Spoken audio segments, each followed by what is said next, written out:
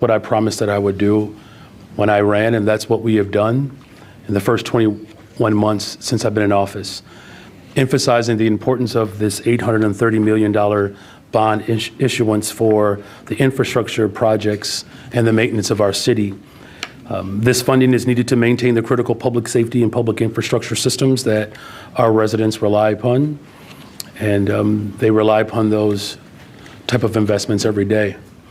A significant portion of the funds would go directly towards projects that allow Chicagoans to safely and efficiently move through our city, including bridge repairs, bridge replacements, street resurfacing, sidewalk maintenance and repairs, and street lighting and maintenance and repairs. Every resident of this city deserves to have confidence in the roads, sidewalks, and bridges that they drive and walk on. Every one of our 77 community areas deserves safe and reliable transit systems. This is an investment in safety and efficiency, as well as the equitable development and upkeep of our communities. If we ignore the cost of these maintenance and repair projects, it will only cost us more in the long run. So doing maintenance on a bridge is much more affordable than repairing for a bridge collapse. The bond funds will also go towards the Department of Water Management's water and sewer main upgrades, as well as replacements to lead service lines. This is a critical investment in the safety and health of our residents, especially our most vulnerable, because we all deserve clean water. It is not a matter of if we need to invest in these priorities, but when. This investment comes at a crucial time. For one thing, as we look forward to warmer weather in Chicago, we can expect potholes and challenges on our roads that need to be addressed and addressed immediately. Additionally, this funding comes at a time when there is a great deal of uncertainty around future federal funding to support cities like Chicago. Chicago is not going to sit idly by while critical federal programs that our residents rely upon every single day are threatened. In fact, Chicago, we will lead, as we have. With this bond funding, we will remain a leader here at home and invest in our own infrastructure.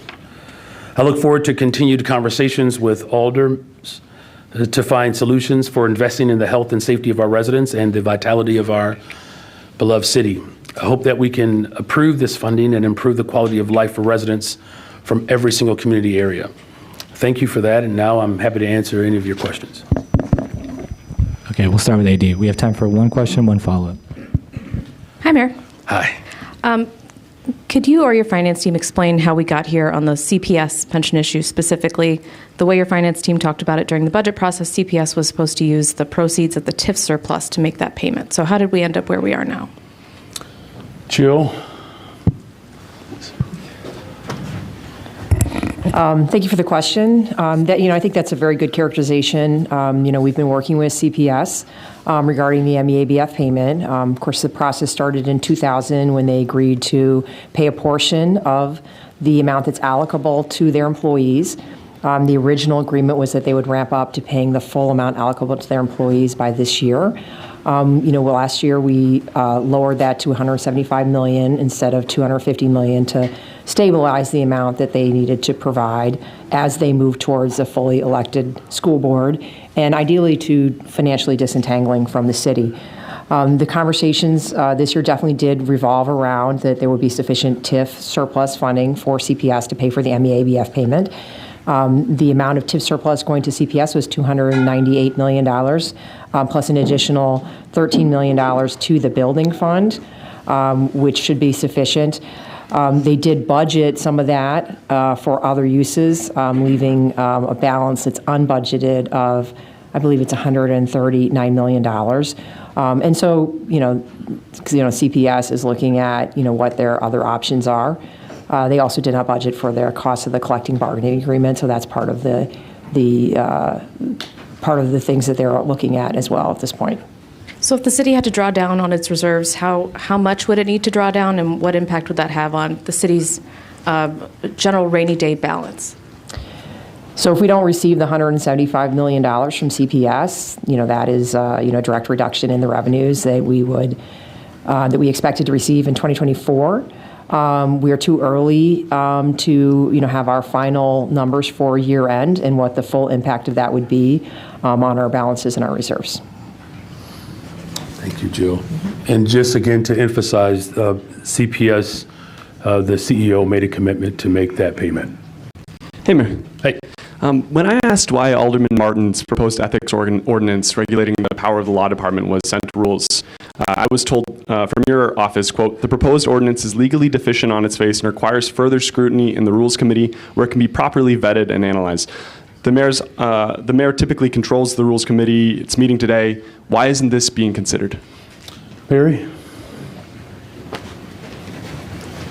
Mary Richardson, Laurie Corp Counsel. I appreciate the question because it affords me an opportunity to do a couple of things here. One of which is to give clarity around why one wouldn't, in the normal course, have a proposed ordinance introduced the way it was introduced and simply go before the alders for consideration. As written, the ordinance is inconsistent with the state statute, in violation of an Illinois Supreme Court decision, inconsistent with the municipal code. It is, on its face, simply legally deficient. But there's something more important here. The way that ordinance is structured, it would remove 30 years of guardrails that exist within the system. The protections that are afforded every city worker would be removed. The checks and balances associated with subpoenas and how they're issued would be removed. And it undermines a fundamental principle that is sacrosanct as a lawyer, for all lawyers. The lawyers doing that work are not political animals. They're public servants, and they've been doing that work for decades. The leading lawyer is the managing deputy of litigation. He has 30 years' experience. He analyzes the information that comes over by way of a request for subpoenas to decide whether or not it meets certain evidentiary standards. As a rule, some of it does. On occasion, it does not. It gets sent back to the department. If a prosecution, by way of another example, is sought, what happens now, the way the system is designed, there are checks and balances. It comes over a separate deputy, and so for the record, I don't see those. They are addressed to me, but they immediately go to the deputies to do the work, long-standing public servants. That deputy will analyze it for its prosecutorial evidentiary standards. It either meets it or doesn't. That lawyer would not be able to meet its legal requirements if it moved forward with something that did not meet proper legal standards. Those are just some of the examples. So the ordinance as drafted not only flies in the face of 30 years of precedent, it's just legally deficient on its face. As a rule, I would never have had this conversation publicly. I find it distasteful. I find that there's another way that it should have occurred. That is, the department heads meet together with their staff and you review anyone's perceptions and you work through to find a solution. That's the path I would have taken. That's the path that I would propose and have proposed. So a meeting has been set so we can sit down and have an internal discussion to try to resolve any open issues. But on its face, it is legally deficient. And that is the reason why, frankly, I think it went to rules, and it should stay there until such time that we have something that's a better, professional, competently prepared work product. Thank you for that question. And for you and the CFO, are you all making any changes to the bond plan up for vote tomorrow? There are some discussions. Jill, you'd like to speak to those? Sure. There's some discussions about a substitute ordinance that would clarify some of the things that have gotten, I think, been misconstrued about the bond ordinance. So the provisions in the bond ordinance that have gotten the most attention have been the ones related to grants and loans to other entities of government, not-for-profits, cultural institutions.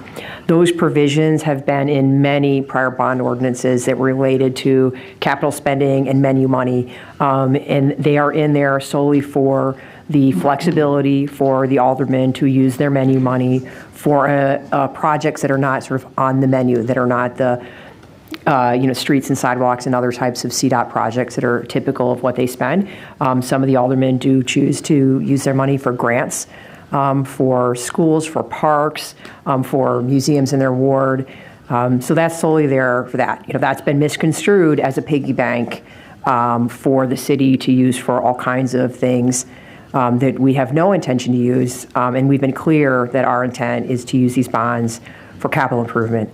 So the language changes are to indicate that those funds could only be used for capital, and that they would be restricted only to the types of grants and things like that are being referred to will be restricted only to the amount of money that's allocable to the aldermanic menu, which is $75 million. And that the balance of it is really for the CIP, as we have stated in testimony at the Finance Committee meeting and publicly numerous times. So again, in other words, as we said from the very beginning, this investment is for capital, and so that there is no ambiguity, we fully expect and trust that people understand the value of investing in people and doing that now. Mayor Johnson, you keep saying that you're investing in people, but the people that I talk to tell me that you're investing in your cronies, that there's waste, fraud, abuse, that there's zero transparency. You haven't even shown a single reporter in this room your Gucci gift closet on the other side of that door. People are very, just very a question. angry. Just a question. I keep getting interrupted. I'm the only one. People are very, very angry about this what they call a payday loan for you and your cronies to blow through. Your single-digit poll numbers. All right, we need the question. And the anger and the frustration that people are feeling towards their mistrust of you and the lack of transparency. Are you prepared, and your allies for that matter, in City Council, prepared to lose re-election over this payday loan? We're going to continue to invest in people. Thank you. Well, my follow-up question, if I don't know if you, okay, so, you interrupt my question, you cut my mic. People tell me that that's contributing to your single-digit poll numbers, by the way. You should probably learn a lesson from, one-term Lightfoot. Okay, Mayor. What percentage of this payday loan will you commit to potholes? So it's not a payday loan, and the full investment is to improve the infrastructure for the people of Chicago. Mayor, good morning. Good morning. If you don't mind, I'm just going to quickly change the subject. We've seen across the country 2 sanctuary cities within the last 24 hours actually take the step to file a lawsuit against President Trump and the Department of Justice to try to prevent any sort of retaliation for their own welcoming city policies. I'm wondering what your take is on that, considering you're on the other end of a lawsuit from Washington, D.C. Well, look, our welcoming city ordinance, as well as the complementary state law that the state of Illinois provides, ensures that our local law enforcement shows up in the most transparent and effective way. That we do not want any individuals who are undocumented or otherwise to have breakdown between their ability to communicate with law enforcement. As far as, our status, again, as a 40-year trajectory of being a welcoming city for immigrants from around the globe, whether they are Jewish or Chinese or Polish or Italian, Mexican, we're going to remain a welcoming city and hold to our values. Now, as far as, how cities decide to move, around litigation, that is obviously their prerogative. We have not made any rash decisions around how, we will move. But I will say this one thing for sure, is that I made a promise and a commitment to protect working people. And that's really what this moment requires. Because again, this administration is not just threatening the sensibility of our democracy. They're working to force people to surrender their humanity. And we're not going to do that. As this administration is working to defund public education, defund the HUD, to defund the Department of Justice, laying off public employees. Public employees have long been a pathway for working people to get to the middle class. We know that public employees are overwhelmingly women and people of color, particularly here in Chicago. So I know that's a very broad response, but I just want to make sure that people understand that as a city that has been established by immigrants and migrants who were formerly enslaved to come to this city, to build the diversity of this city. It's the global capital of the world, and we're going to continue to show up in our very best. And Mayor, a follow-up for you. We've seen other sanctuary cities and mayors, particularly Eric Adams in New York, sort of change his tune regarding sanctuary city policies and become more cooperative. I'm wondering if you, the City of Chicago leaders, have had any sort of negotiations happening with Tom Homan or the federal government in which, a deal might be struck similar to what's happening in New York. Look, our song of unity won't change because of who's in the White House. And, as I said before, the city of Chicago, the greatest love story, a Black Haitian immigrant and a Potawatomi woman established the city. Our birthday is coming up in a week. And again, it's been refuge for individuals who are fleeing war. I mean, we have conservatively 30,000 Ukrainians here in Chicago. No one asked us to surrender our humanity when we opened up our arms for Ukrainian individuals, particularly the vibrant Ukrainian community that we have here in Chicago. We're not going to. This current administration is the tempter at the end of a 40-day fast. We're going to hold to our values. Hey, Mayor. So one of the things the criticisms, especially during budget season and now this bond proposal, has been a lack of trust between the city council and your office. Do you think that is going to necessitate a change in governance? And I'm thinking of for the bond deal, introducing more guardrails into it. Some are calling for the specific projects to be listed out. Some want a lower amount initially, and if you need more, come back to us later. I know you've been resistant to kind of including those sort of things, but do you think you're going to have to moving forward to get things done? Well, look, let me just say there are a lot of, people throughout the city of Chicago who work and serve this city. And there are good, hard-working people who serve this city. And there are 50 alders who reflect the diversity of our city, and these are good individuals that I believe have good intention. Our process has been more inclusive and more transparent than any other process. It has been. I've made a commitment to co-governance. There are a number of individuals, of course, who are chairs of committee that did not support my candidacy.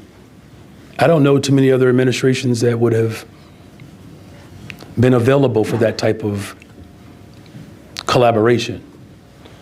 As far as how we move forward, the people of Chicago expect me to invest in people.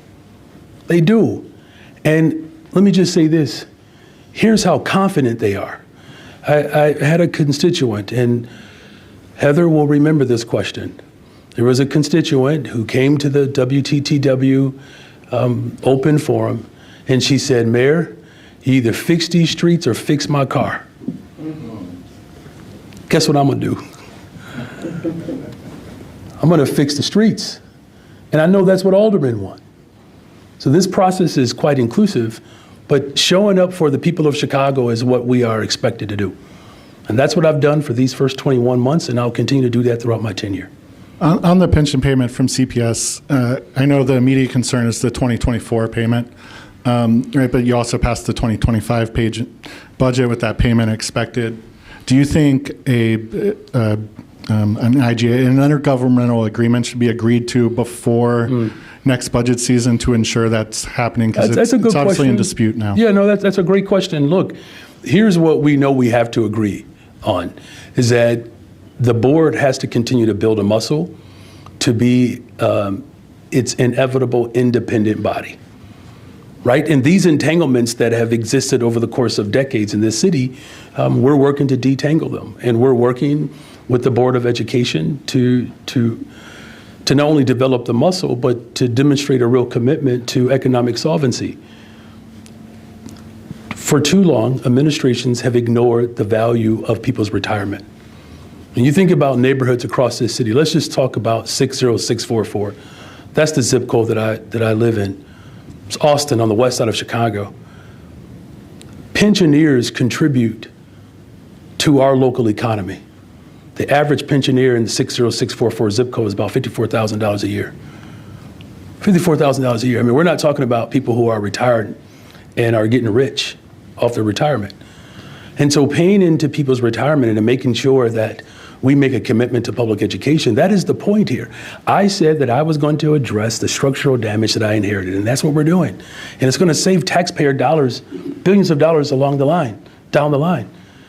So it's a muscle that they have to develop, and as a former public school teacher and someone who has coached sports, we're all in this together to develop the type of muscle that will lead to a better, stronger, safer Chicago and a more balanced, inclusive economy. Good morning, Mayor. It is a good morning. To follow up on that, CPS leadership is arguing that it cannot issue debt in order to balance the budget. How would you assuage any concerns from school board members over whether your $242 million borrowing plan might run afoul of their fiduciary duties to balance the budget? Jill? Sure. I mean, not surprising, CPS has unique provisions in the school code that are different from any other school. CPS has been singled out over the years and does not have the exact same powers as all other school districts. So all other school districts have an explicit power to do working capital borrowings, and they don't have the explicit authority to do that in sort of the simplest way possible, like other school districts do. But they are able to do working capital using other financing structures, and they have done it many times before. And so, there is a manner in which they can come up with a plan of finance to do a borrowing if that is fully necessary at the end of the day to meet their obligations to balance their budget. And Mayor, this March 30th deadline to either persuade the school board on the pension payment or city council on dipping into reserves doesn't seem like, the ideal negotiating situation for you. In hindsight, was there anything your administration could have done differently to avoid this time crunch? Well, I mean, look, I don't know if any of the situations that I've been under have been ideal, right? When I was sworn in, there were wildfires and smoke coming in from Canada. Unprecedented rainfall, buses coming up from Texas. Like, I didn't sign up for this job to be in an ideal situation. I signed up for this job because I believe in people and I believe in this city. Look, as a former public school teacher as well as a parent, I made a commitment to ensure that our public schools finally address the inequity that has existed in this city for too long. That's why we've been a big proponent of sustainable community schools, giving local control to school communities so that they can come up with provisions and plans and have flexibility in their budget to address the unique needs of those various communities. 77 different neighborhoods in Chicago. We're talking about 34,000 children, families across the city want small class sizes, social workers and counselors. We have to be able to deal with the trauma that exists in our schools. Right? When war is being prepared for in this country, the United States military sends doctors to hospitals in places like Chicago to prepare them for the type of trauma that they're going to experience during wartime. These are the experiences that our young people are living through day in and day out. This is not just simply about a deadline. This is about a promise. This is about a promise to ensure that every single child in this city has access to a fully funded, well-rounded curriculum school in their neighborhood. That is the ideal situation.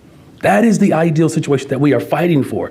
That is the ideal situation that gives people hope, and that's why they continue to send their children to our schools here in Chicago. That is the ideal situation that our teachers are expecting. So this is not just simply about responding to inconvenient circumstances. It's about creating the ideal circumstances so that parents actually feel confident that the education that their child will get will reflect the education that children in certain parts of the city have gotten. That's the ideal situation that we're fighting for, and that's why I'm mayor of this city. Hi, Mayor. Hi.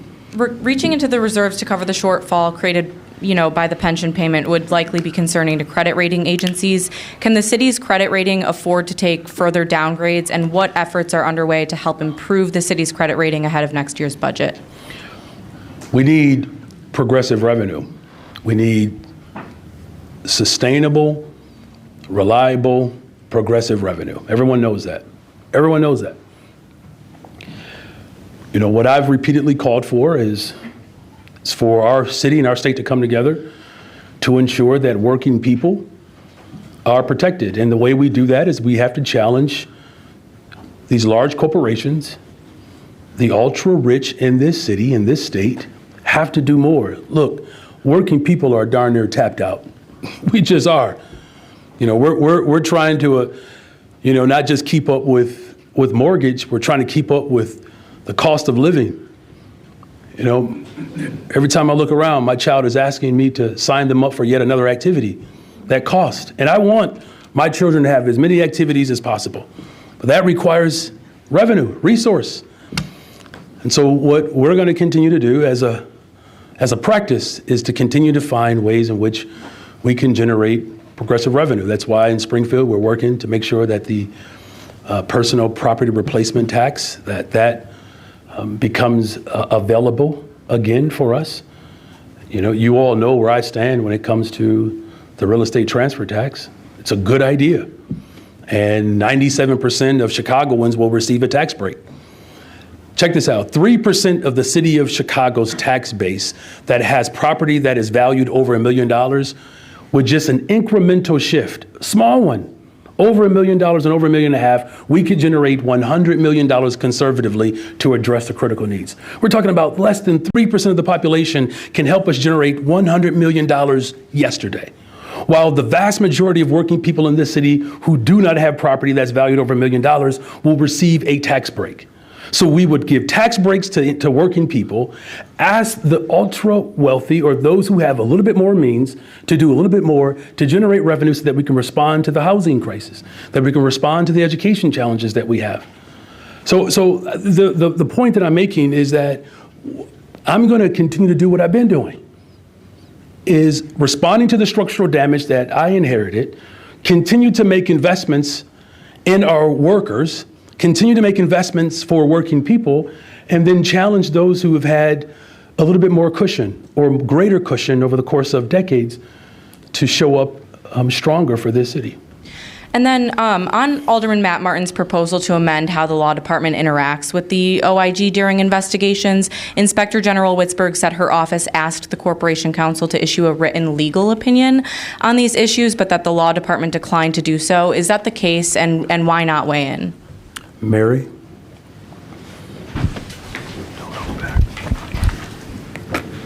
I'm sorry, what's your name again? Mariah with W. Mariah. Let me be clear.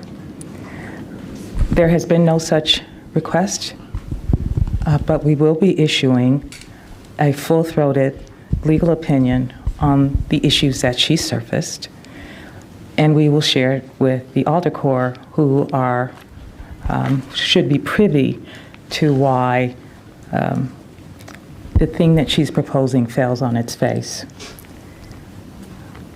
I wonder if people fully understand, as attorneys, what the obligations are. We have licenses to protect. Simply because she advances an item for our review or prosecution, to suggest that lawyers wouldn't engage in a legal analysis of said product, it's inconsistent with how we exist, how we perform, inconsistent with the attorney-client privilege that we're obligated to uphold. So it's quite serious. It's a complete departure from every head of that office, from my memory. It's a complete departure from an Illinois Supreme Court decision. It reflects a fundamental misunderstanding of the law and of the obligations of that office. But mostly, It would dismantle guardrails so that the person charged with looking at fraud, waste, and abuse would become the abuser. That can't be allowed. The lawyers that are tasked with the work, again, it's not me, I'm the only appointee. These are longstanding lawyers who've just been there to do the work. And if what comes over is deficient, what that means is there is a person that would be prosecuted inappropriately. We can't do that. What that means is a person would request a lawyer, our department, because they had confidential conversations, to be present at an interview, and that wouldn't be allowed. We can't do that. That's inconsistent with how every other federal body operates, and I see them all. No one, no exceptions, has taken that posture. So I have to stand on the rule of law first, with the attorneys that are doing the work second, and against anything that removes guardrails and the protections that every public servant is entitled to. Now, where that public servant has failed and engaged in fraud, waste, and abuse, we're the ones that do the prosecution. But for my lawyers to move forward, the files that are sent over from that body have to have proper evidence. And unfortunately, on occasion, they do not. As a rule, we work beautifully together. It should be a complementary process. But in that instance where someone's rights are not adhered to because there's a desire to prosecute them without evidence, we can't stand with that. We have to send the file back, ask for more evidence, and unless and until they present it, we can't move forward. We've had several recent incidents where that's occurred. Professionally, I'm prohibited from getting into the details because, again, client confidentiality. But we can't act on a file that is deficient in terms of evidentiary matters, or worse, prosecute someone where we don't have adequate basis for it.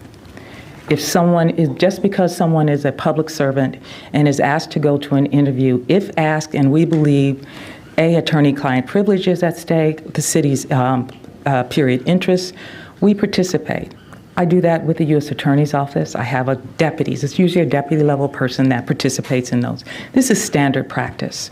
So what is being sought here is a departure from 30 years of standard practice, and I stand on the shoulders of every corporation counsel who's come before me who have stood on the principle of law. I also stand beside every OIG that has come before her and stood with the principle of law. As a rule, each of them has found a way to ensure they're able to do their work while we are able to do ours. That is why I set up a meeting for next month so we can sit down and talk through the issues. But yes, I haven't had a separate request for an opinion. We have submitted community letters back to her on specific topics where she's raised to discuss procedural paths. But I hadn't had any replies to those until this moment. So we will respond. Thank you. Thank you, Mary. Hi, Mayor. Hi. Last week I asked you about the city's pursuit policy, and you talked a little bit about the consent decree, which will mark its 6th anniversary this weekend. You said that the city had reached full compliance on 16%. I checked with the monitors. It's 9%. After 6 years, is that good enough for the people of Chicago? It's 16%, and no, that's why we're still working. 88% of the preliminary level is complete. You have to get through each phase in order to be in full compliance. 52% of the secondary phase is complete. No, it's not, but it has jumped drastically since I've been in office. I've been in office for 20 months. It was at 3%. It was at 16%. Now, there's obviously a debate in the number, but the point is we're not at a 100%. Are we moving in the right direction? Yes. Are we moving faster? Yes. Do we still have a long way to go? Yes. All those things are true. Going back to the bond deal, your office introduced that proposal one day after S&P downgraded the city's credit rating. I've heard CFO Jaworski say that this additional bonding is not going to impact, or you guys don't believe it will impact the city's credit rating. Was that an appropriate decision after the credit rating, or should your administration have taken a step back and reconsidered the borrowing in light of the downgrade? We're taking a step forward to invest in people. That's the most important thing here. Look, no one is disputing the structural damage that I've inherited, right? Now, within the first 16, 18 months, we had 2 credit upgrades, right? The ebbs and flows of our market are what they are. But here's what is consistent: the needs of the people of Chicago. Look, I have all of our commissioners that are related to the type of investments that we're making. Our Commissioner Carney, Commissioner Connor, Commissioner Hernandez-Tomlin. These are all individuals who are going to show up for the people of Chicago, replacing the lead service, the service lines, right? This is a matter of our health. So, look, I understand that there are some people who are concerned about the market. So am I. But one of the ways in which we can actually stabilize the market is by investing in people and putting people to work. Let's keep this in mind. For every single project, there are jobs attached to this. Jobs for the people who live in this city. That's. I don't want us to lose sight of why we invest in people. And I'm always going to center our people first. And whether you live on the far north side or the far southeast side or anywhere else in between, the infrastructure needs that we have, particularly at a time where we're uncertain on whether or not what we send to DC will be returned back to us. I cannot afford to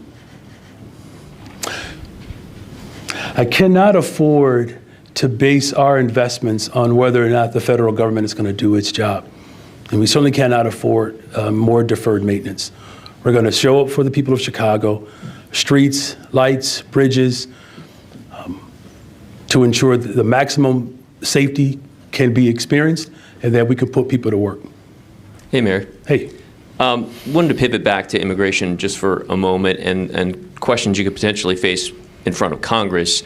There is that potential, obviously, of criticism of Chicago's response to this humanitarian crisis, to the $600 million that it has cost the city, to the recent $400 million.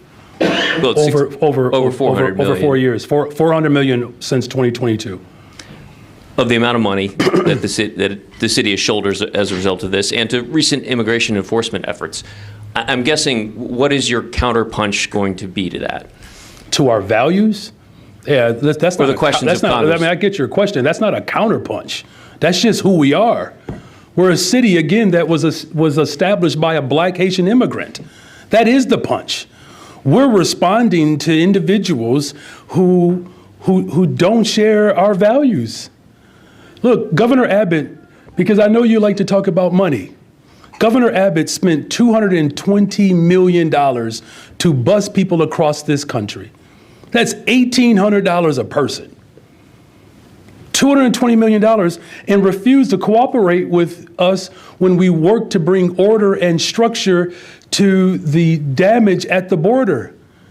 Do you not know that they were putting people on buses and they were not telling us who was on the bus? I protected Chicago by passing that bus ordinance. We don't know who were on those buses. And they put women and children on those buses, making them susceptible to the type of harm and danger of that people who are vulnerable experience. We responded to an attack and we rose above that attack. Now here's the good news though. As a result of this crisis that Congress left cities alone to deal with. Now, whatever critique people might have, it was unprecedented. Nowhere in the history of America have local municipalities have been asked to stand up resettlement sites. It has never existed. And then here's what we did as a result of it. We built a single system initiative with the state of Illinois to respond to the homeless crisis in America. Do you not know that when people call for 311 looking for shelter, there's now one family that's on the waiting list right now? That has never happened in the history of Chicago. Just last week, 82% of those who needed shelter were unhoused Chicagoans.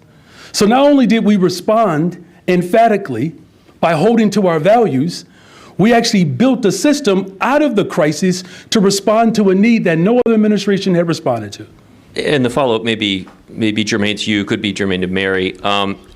Speaking of the cost to the city, how did we get out of certain contractual obligations? The money that was spent prepping the lot in Brighton Park, the lease required us to make monthly payments. I've filed multiple FOIA requests trying to get an answer on whatever happened to that. Was there addenda that was filed to sort of get us out of that? Dovetailing to that, what about Favorite? There was an extension in September for $100 million that ran through April of this year. We're in a different phase of the migrant crisis now. Are we still obligated to both those contractual obligations? I think we got Sure. you. Our Chief Thank you. Of course.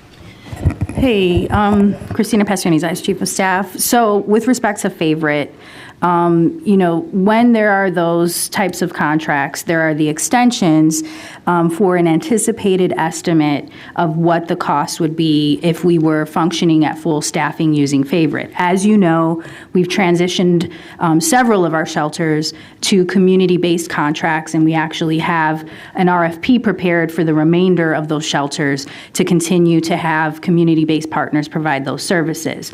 The contractual obligations with Favorite are not to lock in a certain amount. It's usually to be able to pay past expenses up to a certain amount. So that's what you're seeing. And to his point, to the mayor's point, we were again able to take the infrastructure of this emergency operation and transition it to enhance our legacy structure around addressing homelessness and housing and ensuring that not only are we meeting the needs of unhoused Chicagoans, but we are providing additional support capacity building for our community-based organizations to address these needs that are Chicago-based. So what we inherited, we had no control over. We were able to slowly wean them off and make it more not just palatable, but more beneficial, economical, efficient, and then transition it to a Chicago-based practice.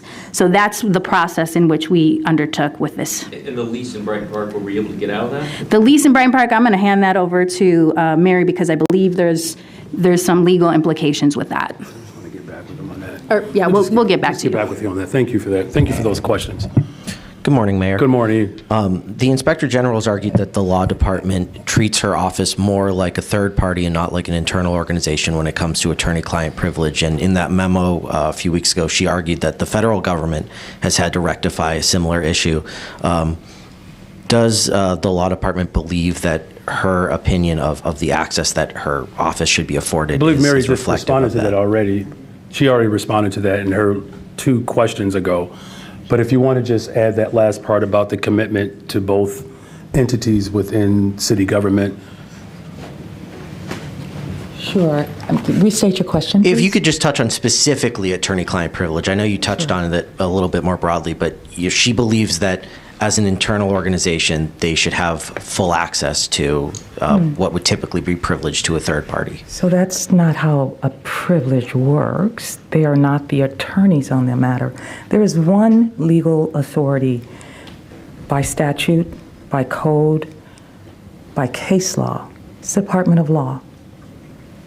Period. End of story. Attorney-client privilege is sacrosanct and protected by the lawyers who have licenses and must protect it in terms of their communications. If one is engaged in investigatory work, you don't have access to an attorney's file. That would be in violation of the law. It would put those attorneys in jeopardy. It would frankly give a cause of action to the subject of the investigation. So again, that's why I've invited the conversation to sit down and have a talk about it, because I just think there are some fundamental misunderstandings. But there is one Department of Law. There is no, the thing that was proposed would dilute those authorities and just upend decades of law and frankly, if there's an ethical consideration, it would be the lawyers assigned to that work. If they did the thing that would be asked of them, it would be inconsistent with their professional duties, with their license obligations, with the lawyers' ethical responsibilities. And the other thing that I wanted to ask you is, she has mentioned to me that the ordinance that was proposed would bring subpoena enforcement power more in line with what is afforded to COPA and its relationship with the law department. Why should the OIG's subpoena enforcement power be different from COPA's? So, A, she's not COPA. That office is not COPA. The subpoena authorities, the way it's structured, and this again has been the case for decades, is the subpoena authority, there has to be a checks and balance. So if she requests a subpoena, it comes over to a deputy. Again, I don't make the judgment, goes to a deputy. That deputy has 33 years of experience in litigating. That's the first line of offense. He looks at it to make sure it meets certain legal standards. Why is that? If it failed to meet the legal standards, the finger pointing would not happen back to that office. It's the law department that would be held responsible for having failed to hit those standards, because our obligation would be, to the extent there's something to be pursued later, we'd have an obligation to pursue it, or we would end up having to work in concert with them with respect to anything that they're pursuing from a subpoena standpoint. So ultimately, it is the analysis that we're talking that happens in the law department. Again, this is nothing new, and I take exception to this notion that somehow it's political. These lawyers are public servants. They've been serving the law department for decades. And to suggest that they are making a political calculus is to diminish what they've been doing. They've earned the right and the respect. And I just, on their behalf, I have to say, it is the most inappropriate thing to suggest. They're just trying to do their jobs. What should be happening, and what as a rule does happen, is the two offices work in complementary fashion. For whatever reason, under this source of leadership, there's a departure. That departure has started long before I arrived, but the law didn't change. The obligations of the attorneys didn't change. Just one individual's perspective on how they would go about their charge seems to have changed. It must be consistent with the law. Our attorneys have to be allowed to do their job. If they don't, the city inherits the liability. And that's the work that we do and they do every day. Does that help? Okay. Thank you. Thank you. And thank you again, Mary, for just, emphasizing again the importance of hardworking public employees. I know that at the federal level, the current administration has attacked public employees.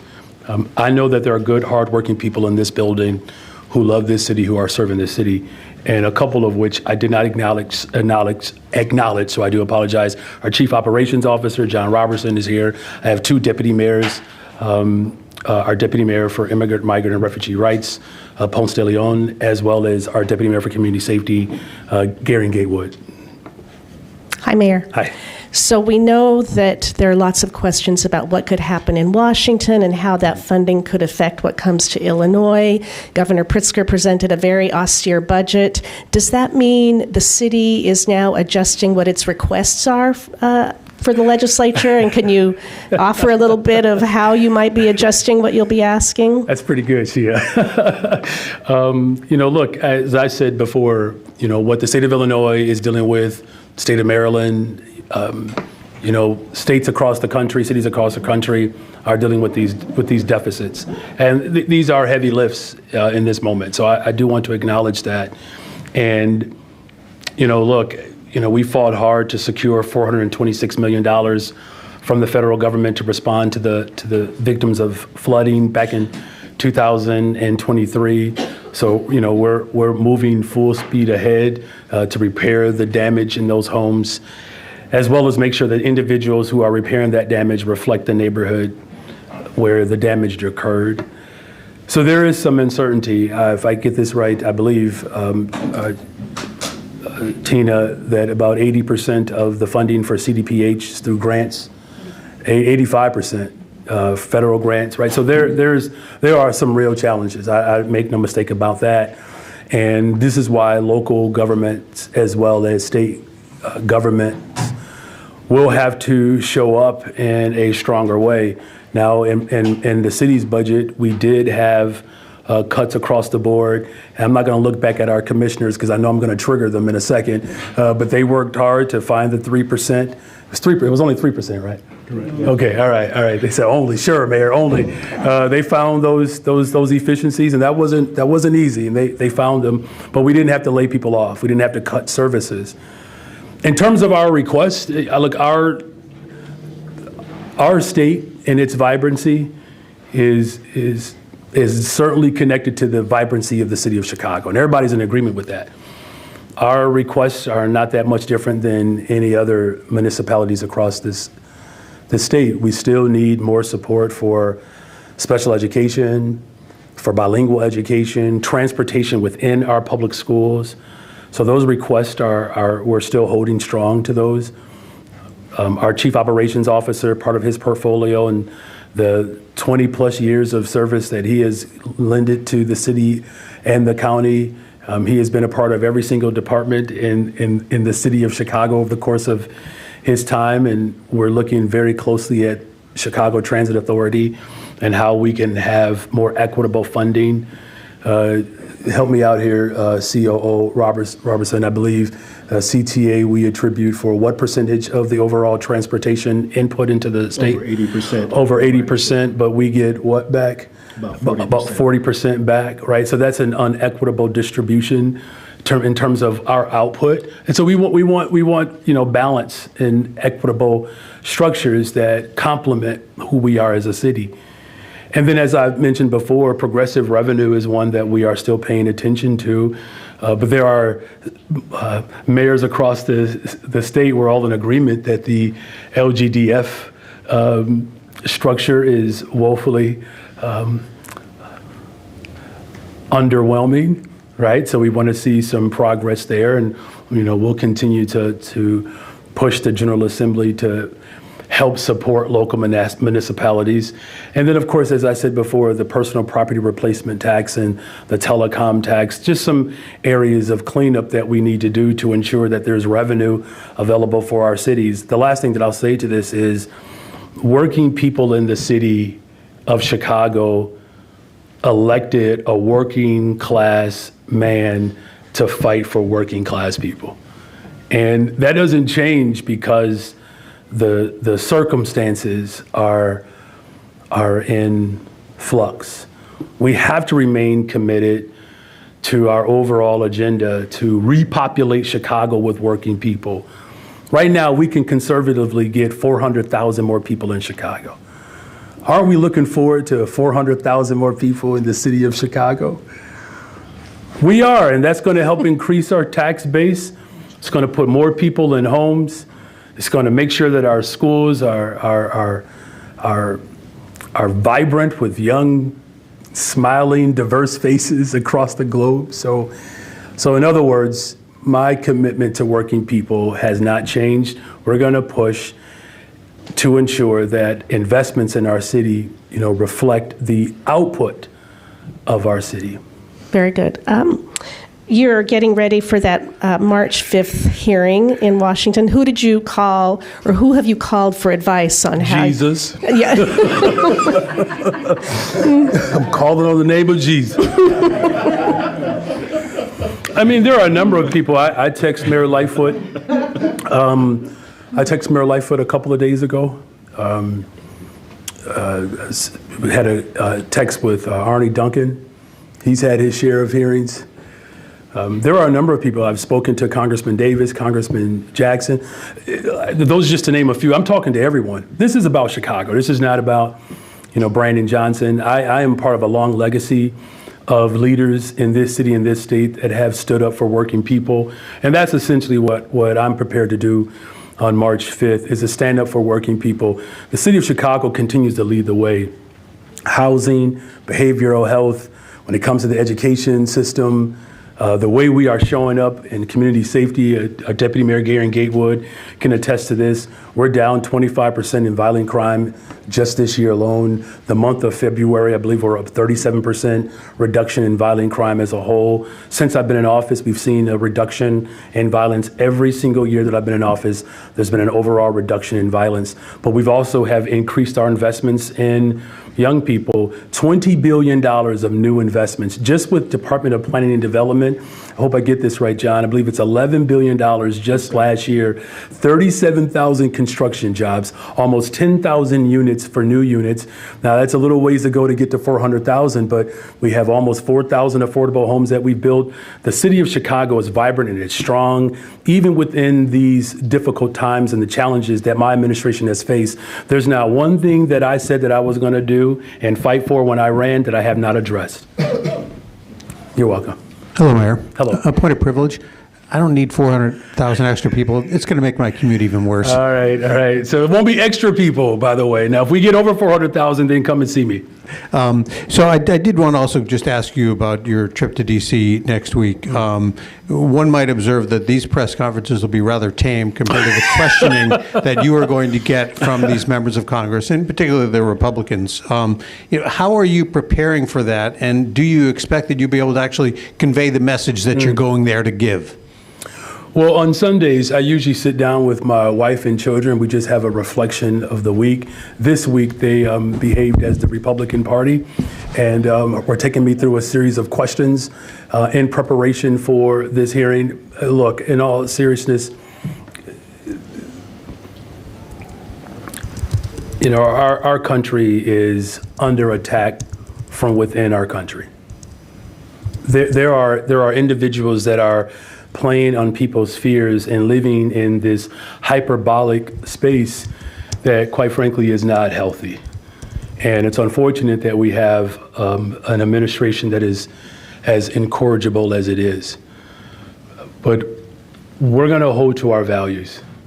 And whether or not we can, get our message across in that particular room doesn't mean that I'm going to stop delivering the message of hope, inspiring young people, making sure that working people know that they have a fighter and a champion in their mayor.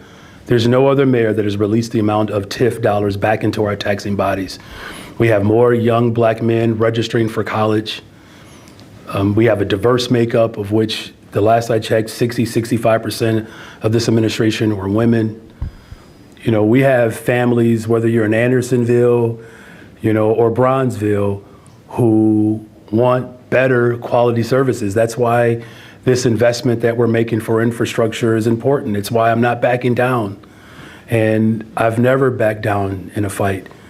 One of the toughest, days that I've ever had as a public servant is when I was teaching at Jenner Academy in Cabrini Green, and the students were, acting out on their trauma.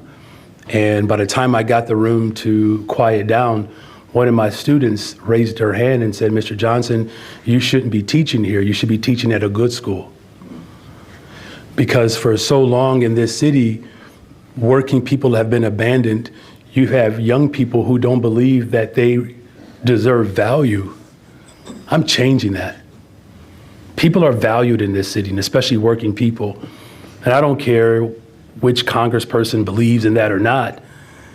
It doesn't sway my belief that there are good, decent people in this city and across America who deserve their government to show up for them. And March 5th or any other day, I'm going to show up. I'm going to show up for the people of Chicago as I've always done. And I can't say I'm looking forward to it, but I will certainly say that when I get there, who I am is who I will remain. Do you expect, with Mayor Adams sort of changing his tune towards the Trump administration, some might believe, and I wonder if you would concur with this, that you are going to be the main target of their questioning, and you'll be the one that really has the target on your back. Has your team sort of prepared you for that, and do you expect that's what's going to happen? I don't know, honestly, what to expect there. I will just say is I will be prepared to defend working people in this city. That's it, that's all.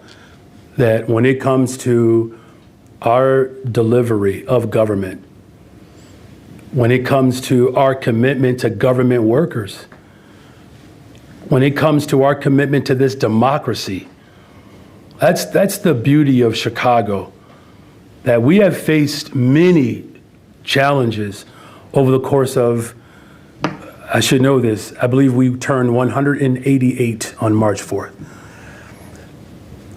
Whether it's Chicago fire, you know, the voices of the unheard at the time in which Dr. King was assassinated, whether it's the Black Panther Party that fought for health clinics, to the establishment of this global capital of the world, that whether I am singled out or not, just like Chicago rebuilt itself after the fire, just like Chicago, as we have responded to mass school closings, just like Chicago has responded to the closing of mental health clinics, the destruction of public housing, look at what my administration is doing. Social green housing, creating a public apparatus to build more affordable units, investing in our young people when outlets have tried to demonize them. We have invested in them. When people said that our schools could not have everything that it deserves, I didn't back down. And that's who we are as Chicago. We're grit, we're strong, we're tenacious, we're emphatic. We eat our hot dogs a certain way. It's just who we are. And Chicago style will remain and continue to strengthen over the course of my time as mayor. I appreciate y'all. Thank you all.